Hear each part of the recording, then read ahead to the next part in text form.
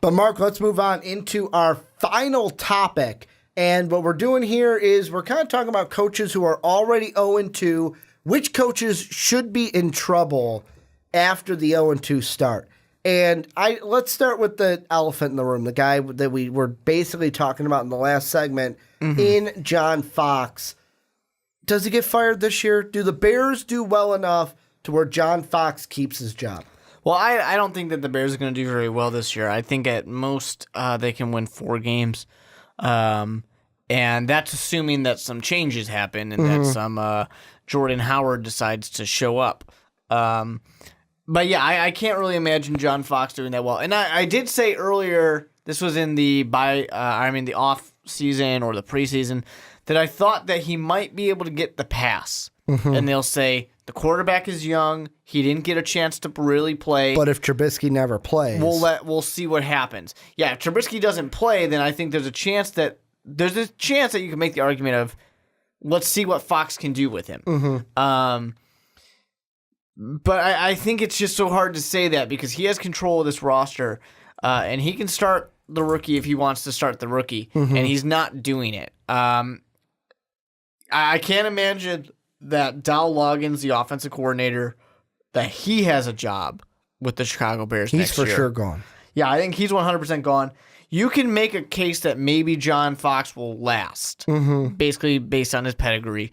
But I really think that he's kind of worn out his welcome in Chicago. And I was a person who would have defended John Fox previously. You have defended him against me before in the past. That he deserves the shot to see, but it's not looking any better. It doesn't show that he has kind of overcome any of his flaws that he has. You still have issues with balance, with play calling, which is more on Dow Loggins as well. And then just some of this roster issue. And the big thing that kills me watching the Chicago Bears is just injuries every year. And John Fox doesn't control injuries, but every year there's so many injuries that at some point something needs to change. And John Fox looks like he's going to be gone. Well, and I mean in Denver, because let's be honest, his tenure in Denver was a lot better than his tenure in Carolina. Only 3 playoff appearances where he had double-digit wins each year in the Carolina, and I know he went to the Super Bowl in the 2003 season, lost to Tom Brady. But let's be honest, the only reason he went to a Super Bowl with the Denver Broncos was because they got Peyton Manning. Well, they did have a really good team put together, but yeah, Peyton Manning. Let's be honest, you get that quarterback, and I'm pretty sure that was team. a 5,000-yard season for Peyton. Yeah, he excelled that. That was the best season and that was also the year that in the Super Bowl the ball just right over Peyton Manning's head right into the end zone, just like that Super Bowl trophy. And you could have turned the game off right then. Yeah, you could have turned it off. But ever since being in Chicago, 6-10 the first year, then 3-13 last year, already out to an 0-2 start. And when I look at the 0-2 coaches right now, so the 0-2 teams we have right now, Chargers, Browns, Bears, Giants, Jets, Niners, Bengals, Colts, and Saints. And that's a lot of teams right now. However, the coaches that I think are safe, you'll have the Chargers because they just hired their coach last year or this upcoming year. Hugh Jackson, the Wolverine in Cleveland, I think is safe. Yep. And I'm going to go ahead and say that Kyle Shanahan is safe because he just got his job this year. The guy that's in the middle, for me, that's on the fence, is James McAdoo. He's a guy that people have been like, especially in this 0-2, is it his fault? Is it Eli's fault? We've already had this week where it's like, oh, did McAdoo throw Eli under the bus on the delay a game where it was like basically the quarterback didn't manage the game well enough, or some people call him sloppy play. Well, some people were saying, well, McAdoo, if you were doing your fucking job, call a timeout. You know, your offense looks disheveled out there. He's the one where, I don't know, he might get a pass and push Eli out the door. Before anybody yells at you, Ben McAdoo. Yeah, Ben McAdoo. I'm calling him James McAdoo. He's 0-2. Name doesn't matter. But the coaches that I think will be gone, and it's a hefty of them, or should be gone, let me say that. John Fox should be gone. I think Todd Bowles gets the boot in New York. Marvin Lewis should definitely get the boot. And then Chuck Pagano and Sean Payton. Todd Bowles in that one, if you argue with me that he should stay, I'll say, okay, I can see your point. But the other ones, the Bears, the Bengals, the Colts, the Saints, all should be gone at the end of the year unless they miraculously turn it around. Yeah, I mean, John Fox, I definitely think he's on his way out, but he's one of those guys where I can see why maybe they'll let him stick around one more year, because the team is just a disaster. And he kind of inherited a lot of that. But anyways, Marvin Lewis, I don't understand why he has a job today. He should have been fired last year. Chuck Pagano, I mean, this team is a joke. And it's not 110% his fault, because they just can't put anything around Andrew Luck, and that's shown so obviously when Andrew Luck is not there. Todd Bowles, I agree with you on that one. He can get a pass as well, but this Jets team just is not very good either, and a lot of that is simply not having a quarterback. A competent quarterback would solve a lot of issues because they have a guy like Forte, Powell. They have a good defense out there. They just put up 20 points going up against the Raiders. Not that impressive because the Raiders defense isn't amazing, but hey, they were able to put up some points. It's not like the New York Giants, who are the next one, Ben McAdoo, who can't do anything. And a lot of that problem kind of comes down to that offensive line and the run game as well. And of course, I don't want to forgive Eli Manning for some Eli Manning mistakes. I mean, seriously, they get the ball. JPP goes out there, strips the ball, and gives it to Eli and says, Eli, I have done this wonderful thing for you. And then he throws an interception. And Eli says, thank you, but that was kind of mean. Let me give them the ball right back. That was kind of mean. Because Eli's a good guy. I remember most Eli Manning moment in the world. You texted us the fantasy group, and you were like, JPP really hates Eli right now. Like, that just happened, and I was like, Eli. You're like, did they really just fucking happen? What the hell did you just do? Did that really just fucking happen? And it's not like it's never happened before in NFL history, but oh my God, it was such an Eli Manning Giants moment. My thing with Ben McAdoo, and I don't want to completely jump down his throat because he's been a great offensive coordinator, and there's other issues on this team, and they just went to the playoffs last year and looked good at times last year. But Eli Manning was a lot of people's. A lot of people were throwing the blame on Eli Manning last year for throwing too many interceptions, making dumb mistakes. Yeah. But the offense as a whole. Part of that, I wonder, are there locker room issues, of course? You have to wonder that, which comes from the coaching and the management of players. But I sit there and I wonder, was he just one of those guys that is a great offensive or defensive coordinator and can't be a head coach? And that's okay. You can be that. It could be with McAdoo. It could be so new to where it's like, he's a guy who's just a coordinator. Yeah. He is just a coordinator. Kind of like how Mark Trestman, I kind of get that. Where it was like... Well, Mark Trestman doesn't last very long as a coordinator either. But yeah, I always saw him where it's like, he's not a head coach. He's a coordinator. In Chicago, to keep that going, you have Vic Fangio, very well known. Rod Marinelli, McDaniels, head coach, better coordinator. Jimmy Schwartz, head coach, better coordinator. You have all these guys who, head coaching is a completely different animal. This is something that my dad says all the time, where he says you good guy, just by the way, in jobs Mr. in general. Weber, good there guy. You go. Just in jobs in general, you do your current job so well that we're going to put you in a different position where you don't do the things you just did well. Like, the skills of being an offensive coordinator are not the same skills that you need to be a head coach. So if you're a great offensive coordinator, why do we think that's going to make you a great head coach? Or defensive coordinator to a great head coach? Doesn't mean that one or two, one of these things will equal out the other. My dad always says that people get promoted and promoted and promoted in their careers until the point where they can't do their job well anymore. Yeah. Because it's totally different than the job that they did well. Right? Exactly. You get more responsibilities, and there's more there that you have to do, that you have to take care of, people that you have to take care of who you were not. You were just focusing on only quarterbacks. Now you're focusing on the whole offense. Now you're focusing on the whole team. And you might not be able to do that well. So maybe McAdoo's just one of those guys where he would be better off just being an offensive coordinator. After hearing you say that, I could totally see that, because the Giants last year, it was like, they spend all the money on defense, and I get it, where it's like, okay, you're an offensive guy. We're going to spend a shit ton of money over here to where you can basically let the defensive coordinator do it, and you'll have a defense. You just got to focus on the offense.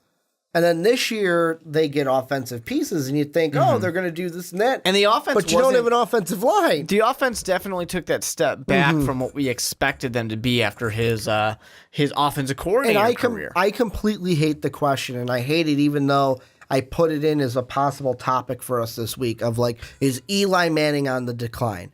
No, he's not. He's not on, like, and there was one person who's like, oh, well, are we seeing Eli Manning crumble before us? No, we're not seeing him crumble before us. It's the same thing as Jay Cutler fans would say in Chicago. What do you expect him to do behind that offensive line? Yep. And I know, as I point to the camera as it's dead now, I know what I am saying is hypocritical because I was so high on this team in the offseason, picked him to win the Super Bowl. Here's the catch-22 with that, Mark. Are they really bad because, or am I wrong for picking them because they're bad? Or are they bad because I kiss of death them? I mean, there's certainly that to it. But I think there was a surprising amount of issues for this team that nobody expected. I mean, offensive line, sure, that's something Odell's you can look injury at. didn't help. Odell being hurt. Brandon Marshall doesn't exist on this team. I mean, that's an incredible surprise. You're paying him each week? And it's something that I thought was funny was somebody had said, a Brandon Marshall team has never made the playoffs, to which Brandon Marshall of the Broncos responded, that's not true. Or he's responded false. Yeah. He actually won a Super Bowl. Yeah, he sure did. He's been in the playoffs. He's doing all right. He always has good ones when people... I saw on NFL Network, they were talking about it today, where they were showing up him responding to people yelling at him. It was a Monday night game where they were yelling at Brandon Marshall for being a bum, and he would reply back to people. I love that someone was like, hey, Brandon Marshall, 54, how are you dropping all these passes and tweeting at the same time? Yeah. And I think his response was like, I do both or something like that. But your first thing should be it says 54. Yeah, you and should Brandon realize, Marshall is not 54. There's a 5 in there. That's not a wide receiver number. The one looks, like it could be a 4. Not a wide receiver number, Mark. But yeah, it's just like there's so many things that went wrong for him. But McAdoo goes in that same case with Bowles for sure, where I think the case can be made that they deserve another year. Yeah. John Fox squeaks his way in there of, hey, maybe I deserve another year too, where it's a little doubtful and he's a little uncertain. McAdoo, I think, will get another year only because it's year 2. John Fox, I think, is gone. This is the third one. You draft a new quarterback. Ryan Pace wants to basically save his own ass, too. He doesn't want to go out with John Fox. The other coaches, and this is the most interesting thing because they're 1, 2, 3 at the bottom of the ESPN standings. The 3 that I think, along with John Fox, that should be gone too. Marvin Lewis, I don't want to harp on him. Go back to last week, listen to what we said. He should be fired is basically what Mark and I said. 0-7 in the playoffs. The other 2 are important. First off, Chuck Pagano. He was one that you made the joke for Marvin Lewis is, in a couple weeks we'll have the Chuck Pagano segment. And this could be it, where really how much does he need Andrew Luck to start this year so that he could save his job? Also another one, Sean Payton, because his time in New Orleans be done, because how long does Drew Brees have left? Him and Tom Brady, they said this was the first game of quarterbacks over 40 to play against each other. How much time does he have left? Sean Payton kind of tying himself to Drew Brees. I'll let you pick. Which one do you want to talk about in Pagano or Payton? I'll jump on Sean Payton first because I never really am 100% how I feel about Sean Payton. Sean Payton has the very unfortunate circumstances of poorly constructed contracts killing the team. People... And no defense. And that's really what it was. He had this stacked defense that got destroyed due to Bountygate. Because they were cheating. Yeah, they were. What was it? They were paying for injuries. Yep. They were paying to get people out of the Yep. game. Incentives. That's the word I'm looking for. And that got destroyed. He lost a whole year. So this management, when they were doing contracts like Drew Brees and stuff like that, they would put a lot of money in the back, which is common for NFL teams. Then they would restructure, and more money would get pushed to the back, and more money would get pushed to the back. It's not just Drew Brees; it's all over. And all of a sudden, you had this huge cap disaster. All this money got pushed and pushed and pushed, and you're losing players, and you're losing talent, and you're not able to sign more players of great talent because you have all this cap issue. So that is a GM issue, not a head coach issue, but Sean Payton only can really work with what he has in one sense, and that's where I kind of defend him. But at the same time, if you got a quarterback who's throwing for 5,000 yards a season, and you've had some really talented wide receivers as well, but you just can't get anything out of this defense. Not even. I know that they've never really been a good defense since Bountygate, but you can't even get average out of these guys. Eventually it becomes like Marvin Lewis. When is enough enough? Let me put it this way. We had the 2009 season was the Super Bowl year. Then 3 playoff appearances in 10, 11, and 13. 12 was the year he lost to Bountygate. I believe that Super Bowl year 2 was I believe that was the Brett Favre year. I believe the 2009 year was the Brett Favre year where they played Brett Favre and my Vikings in the NFC Championship game, and that's why basically it was what it was. I'm going to look up the Vikings record. Yeah, that was the 12-4 Viking season where we lost 31-28 in New Orleans. Would have played Indy in the Super Bowl. But the thing after that, 14, 15, 16, the 2009 season is not the main point. Sean Payton, I'm going to quote someone who was a head coach and got fired for doing the same thing. The last 3 years, Mark, 7-9 bullshit. That's right. It's been 7-9 bullshit. Jeff Fisher gets fired for 7-9 bullshit. Sean Payton keeps his job. Well, yeah. When's enough going to be enough where it's like, you know what? We can't, I get your, like, you say, like, the whole cap thing set him up to this. But really, when is it going to go? You know what? Enough's enough. 7-9 bullshit ain't going to cut it. You're gone. And the hard thing, I think, for the Saints, the hardest part of it that they're always going to face is that Sean Payton and Drew Brees mean so much to the city. Because of the ties, too, to, like, with the whole hurricane season that they had and the emotion behind that as well. Katrina. Just pulling the city out of the depths of nothing. And they mean so much that, to fire Sean Payton, to ever trade away Drew Brees, to not re-sign Drew Brees, whatever it could potentially be, to cut him or whatever, you'd almost have mutiny amongst the fans. Especially how they got Drew Brees, too. Yeah, they would not forgive that. Very few cities can say they will not forgive you for doing this. That is certainly one. Now, it could work out. You would think that a city would not forgive Indianapolis for getting rid of Peyton Manning. Or Green Bay for getting rid of Brett Favre. But you had great backups that came. Well, obviously Andrew Luck was a draft, not a backup. But you have great next man up. Yeah. And it works out. If it had not worked out, if Andrew Luck was a bust, if Aaron Rodgers was a bust, then obviously they would still be upset about this. It's such a hard thing to get rid of. Sean Payton, you can get rid of a little bit more easily than Drew Brees, but I just can't imagine being the person who has to go up onto the podium and say, "We have gotten rid of Sean Payton. We have fired him." I cannot imagine having to do that. Yeah, and I feel like Drew Brees is definitely the guy. He's there till he retires. They're not going to trade him. They won't get rid of him. I mean, why would you? Like, the man has been, I don't care who's out there, I'm going to throw for 5,000 yards. That's basically what I'm going to do. Yeah. And, I mean, to me, I'm not blaming Drew Brees. I wonder, though, with Sean Payton, if he's really the guy for the Saints moving forward.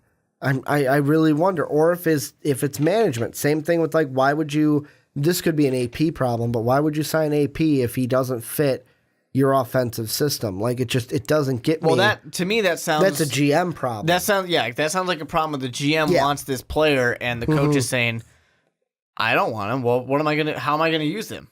I want to ask you about the last coach, though. Yeah. Is Chuck Pagano. Yep. This is a guy who 2012, 13, 14 goes to the playoffs each year, 11-5, basically loses to the Ravens, the Patriots, and the Patriots, one of those being Deflategate. Then the last 2 years, 8-8 seasons, this year 0-2. Is there any way Pagano gets through this season and sees 2018? Well, yeah, you had the 3-11-5 years, and then the 2-8-8, and now we're at 0-2. I really thought that Pagano probably should have gotten fired last year because it really exposed this team. I get why he didn't get fired, but it's just going downhill. You're looking at a team that is so reliant on the quarterback. They can't get a run game that is that great. They can't put together a defense to do anything. By the looks of it, if you keep doing the same thing, you're never going to get anything out of Andrew Luck. You're going to completely waste his talent. You have never given him an offensive line since he's been there. He'll be, dead on the field, essentially. He'll be forced out of the league to retire early because of injury. If he doesn't decide, screw you guys, I'm going somewhere else because you're not giving me the help I deserve. Chuck Pagano, and that's not all Chuck Pagano's fault for sure, but it's just not working out. And at some point, something has to happen. That's kind of what these three guys have been, including Marvin Lewis in that, because they are all coaches who have been around for a while. I mean, Chuck Pagano's only been around for 2012. You might say that's a little younger than, 15 years of Marvin Lewis. Yeah. But you got to ask the question again, when is enough enough? I mean, you have the 3-11-5s where you mentioned it. Lose to the Ravens, lose to the Patriots, lose to the Patriots. It's not quite 0-7 bad. And that last year you did win 2 games to get to that AFC title game. But it goes to the point of kind of what I said about the Lions. It's easy to beat these teams that aren't that good. And in 12 and 13 and 14, it was easy when your division wasn't that great. But your division's been getting better. And when you lose to good teams, when you lose in the playoffs all the time, I guess I shouldn't say all the time because they don't lose all the time, but, they struggle against those top tier teams. I think that was my big point that I said in 2014 was that the Indianapolis Colts had no reason to be in the AFC Championship game. They were nowhere near at the talent level of the New England Patriots. They kind of lucked out in getting into there. And it was proven when they got their asses handed to them by Tom Brady. And I mean, that last year, the year they got their asses handed to them, the teams that they beat going into that, you beat Cincinnati at home, whoop-de-doo, you beat a team that can't win in the playoffs. That next game, I'll give you credit, 24-13 in Mile High, sticking it to Peyton Manning, the old quarterback for you guys, sticking it to him in the playoffs. Then you lose 45-7, and you say the balls were deflated. Yeah. 45-7. That's all you got to look at. I don't care if the balls were deflated 45-7, and Seattle probably would have beat you anyways in the Super Bowl. New England would never had that Malcolm Butler interception. But this is where you guys come in. Let us know down below what you guys think, which 0-2 coaches are safe. I think the ones that I mentioned were pretty obvious. And then which coaches do you think will get fired of the ones that are already 0-2? Let us know down below in the comment section.